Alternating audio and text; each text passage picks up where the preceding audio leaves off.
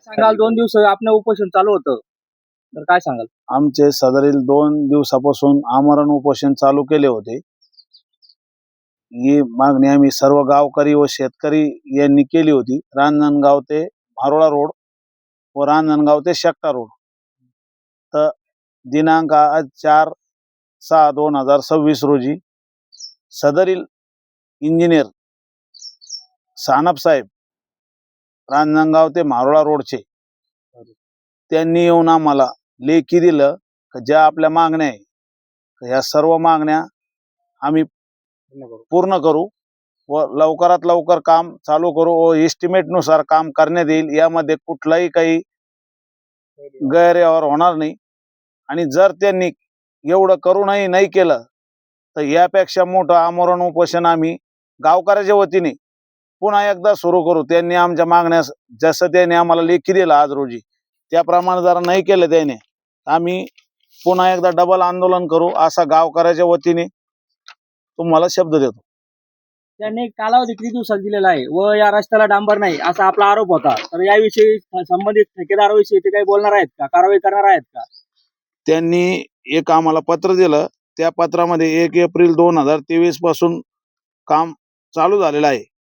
पण काही अडचणीमुळे कामात 31/12/2026 अखेरपर्यंत मुदतवाढ देण्यात आलेली आहे सरकारकडून. तोपर्यंत ते म्हणले आम्ही काम 100% पूर्ण करू एस्टिमेटनुसार. जर एस्टिमेटनुसार काम झालं नाही तर पुढची तयारी आपली काय असणार आहे? एस्टिमेटनुसार त्यांनी जर काम केलं नाही रांजणगाव ते मारोळा रोडचं तर गावकऱ्याच्या वतीने यापेक्षा मोठं आंदोलन पुन्हा उभा करण्यात येईल. आता आपण उपोषण स्थगित करत आहात का?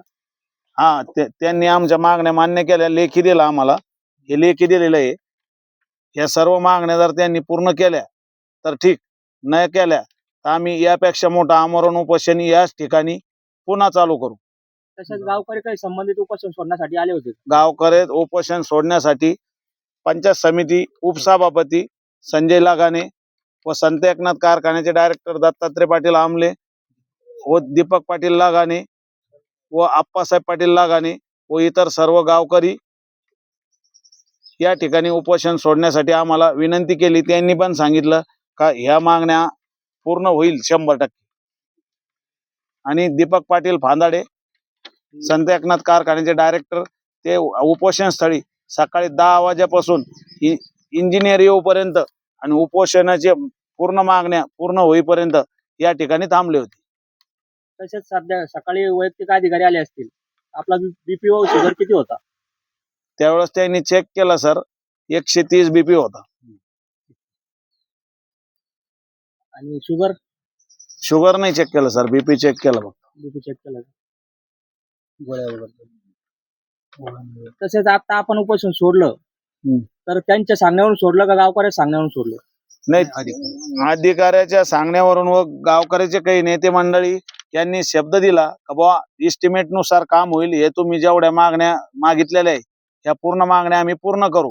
आणि आम्ही उपोषण चालू केलं असता त्यांनी रांजणगाव ते शेकटा रोड सकाळी 11ला उपोषण चालू केलं. त्यानंतर 2 तासानंतर यंत्रणा हल्ली आणि 2च तासात रांजणगाव ते शेकटा रोडचं काम पुन्हा चालू केलं. आणि हे रांजणगाव ते शेकटा रोडचं त्यांनी आम्हाला लेखी दिलं का कुठल्याही प्रकारचं आता काम बंद होणार नाही, रेग्युलर मध्ये काम चालू करण्यात येईल. शेकटा रोडचे इंजिनियर आहे तारू साहेब यांनी लेखी दिलं कालपासून काम चालू झालेलं आहे आणि यापुढेही काम चालू राहील आणि एस्टिमेटनुसार काम करण्यात येईल. तसेच आपल्या समिती विकास सर काय सांगाल? आज उपोषण झालं, उपोषणाची आज स्थगिती करण्यात आली. आज दिनांक 4 जून 2026 रोजी कालपासून सुरू असलेलं हे जे बाप्पासाहेब पाटील आमले हिंदवी स्वराज्य सामाजिक संघटनेचे अध्यक्ष आहे त्यांचं या ठिकाणी आमरण उपोषण सुरू होतं. त्या उपोषणाला गावकरी त्याचबरोबर गावातील सर्व युवा वर्ग असेल, नागरिक असेल यांनी मोठ्या प्रमाणात पाठिंबा दिला होता. व हे उपोषण रांजणगाव ते मारोळा या रस्त्यासाठी तसेच रांजणगाव ते शेकटा या 2 रस्त्यासाठी त्यांच्या मुख्य 6 मागण्या होत्या. त्या मुख्य 6च्या 6 मागण्या या ठिकाणी पूर्ण मंजूर झाल्या असून या 6च्या 6 मागण्यावर पूर्ण कारवाई होईल अशी या ठिकाणी सरकारी अभियंता यांनी ग्वाही दिली आहे. व त्यानुसार रांजणगाव ते मारोळा व रांजणगाव ते शेकटा या दोन्ही रस्त्याचं काम पूर्ण इस्टिमेटनुसार चांगल्या क्वालिटीचं दर्जेदार काम होईल असं या ठिकाणी त्यांनी आश्वासन दिलं आहे. त्या आश्वासनाच्या भरोश्यावर आज बाप्पासाहेब पाटील आमले यांनी त्यांचं उपोषण मागे घेतलं असून त्यांच्या सर्व मागण्या या ठिकाणी मान्य झाल्या आहे.